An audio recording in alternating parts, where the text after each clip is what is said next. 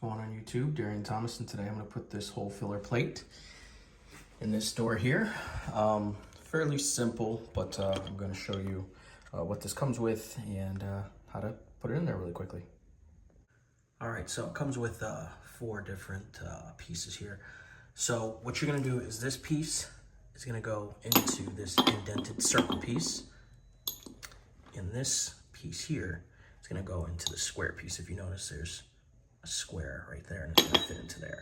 So I'm going to show you, give you a little trick. What I would do is I would just make sure this sits flush in there. It's a square. You're going to have to press that in, so it's going to sit nice and tight. So essentially that's what it's going to look like inside the door. This is the square piece. It's sit nice and tight.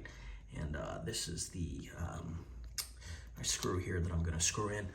What I would definitely recommend is putting this screw side on the inside. Obviously, this is prevent break-ins and everything like that. So obviously somebody can just screw that and, do that. So I definitely put the screw side in the inside of the door. So I'm gonna put this on and show you how to do it, but it's, like I said, fairly quick and simple. All right, so I'm almost finished. So I started with a screwdriver. I'm gonna use the rest with my drill driver here.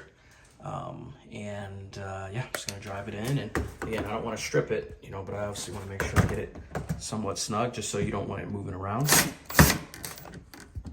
And should be good to go. So it's not moving, it's in there.